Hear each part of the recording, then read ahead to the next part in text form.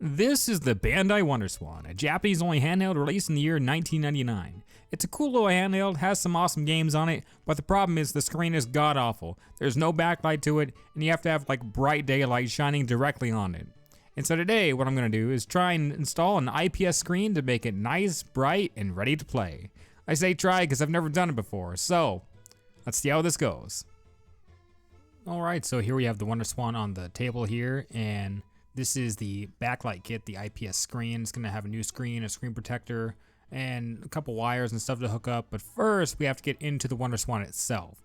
So we're going to take out the battery here, and on the back, there's these really weird screws. I'm thankful that it came with this screwdriver though. This is the screwdriver bit you need. It's like a T7 screw, I think is what they call it, or T17. And there's 6 of these on the back. So once you take all these back ones off, and they said there's 6 of them, after that, like, there's nothing that holds this WonderSwan together, just the ribbon cable, and that's it. So I was trying to get this back off, and it was not happy. Like, it was just not coming off. I'm trying, and like eventually I get it off. It's kind of like pressed together, and then once you finally get it off, you can get to the motherboard. And so we're gonna disconnect the ribbon cable first, get that out of the way for the screen. And then you can actually take out the motherboard, which what we're going to need to do to replace the screen anyway. But it was not coming out. Like, I was struggling, it was just not coming out. So then eventually I figured out that if you just like pull down on the cartridge slot, it kind of just like popped up. I don't know why exactly. I don't think this thing's ever been opened though. So after I figured that out, it was easy enough. But I'm getting this thing off. And I say it was a struggle, but then it just like popped open, like. And then came the part where I need to take the screen out. So I'm just gonna warn you right now, this screen got mutilated. Like, I tore that ribbon cable up, but like I wasn't gonna use this screen anyway. Like, the screen was getting thrown out regardless if I kept it intact or not. But I was trying to get it up with this little like plastic pry tool. It wasn't coming out. Finally, I get up to the edge here, and I tore that like cable up, man. Like, that screen, if I wanted to save it, well, there's no saving it. That screen is gone. But I finally get it out of there and kind of clean things up, get the adhesive.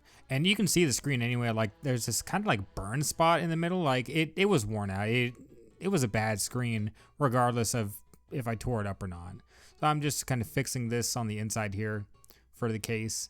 And I'm gonna actually change out the screen protector. It comes with a new one. The color isn't like a one-to-one match. Like, they're a little bit different, as you can see here. But that old lens, it's been on there for what, like 28 years. Like, it is an old lens. It was the OG lens. I like this new one. It's nice, it's shiny. Compared to the old one, it's a little bit different color, but like, I really don't care. I just want it to look nice and new. So this here is the actual new IPS screen. We're gonna pull off this little plastic film and pretty much just drop the screen right in, and it fits perfectly. You don't need to like worry about having it lined up.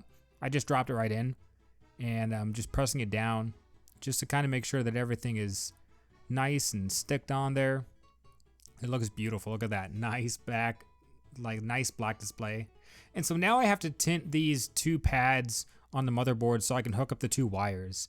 I am not good at using a soldering iron, but I did try my best. I mean, I got the solder on there after a while.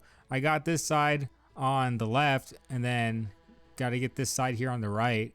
I said I'm not good at this, but you know, I just kind of went with it, and hopefully it stuck, and it did stick down. So that's all you can ask for. I need to like clean the tip. You're supposed to clean it after every use. I don't clean the tip. But then it comes with these 2 red wires that you need to hook up to each end as well, because we're going to hook these up to the battery terminal.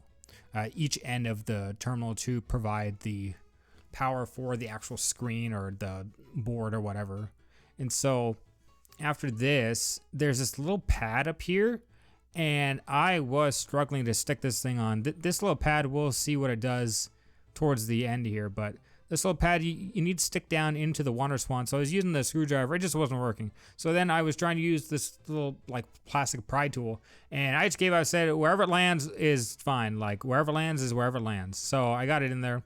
Then I put in all the buttons, and that plastic film is what was on the screen. They wanted you to put something in between the screen and the board, so I just used that plastic from the screen.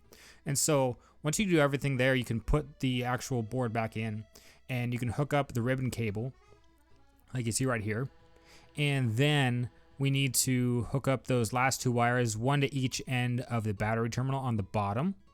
So one here on the left side, and my hair's getting in there. I was trying to like get the camera in shot while also being able to see what the heck I'm doing. And so then I get this other side over here done.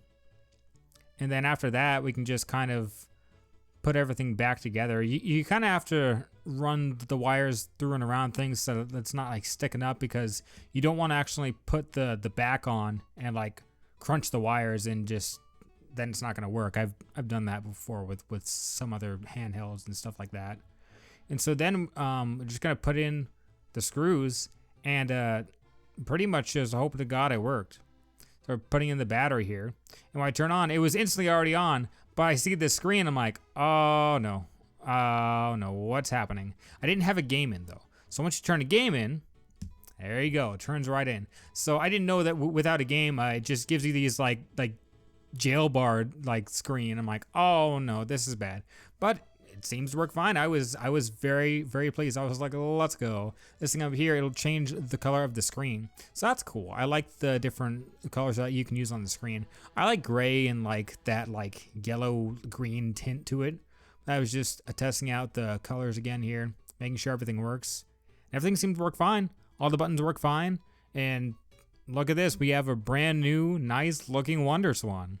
So it wasn't really that hard to do. It took me like maybe 45 minutes. If you're experiencing these things, it'd probably take you like 20 minutes. Like it was very, very simple, very, very easy to do. I'm no expert, man. I'm an amateur when it comes to this stuff. So if I could do it, you could do it. I had a lot of fun doing this, and I'm very happy that I can finally play some WonderSwan games. I bought some WonderSwan games like last week because I'm wanting to like play more WonderSwan, but I was like, I can't see this damn thing. So I'm very happy now to have a screen that I can actually see. So thank you guys for watching the video, and I'll see you back here real soon.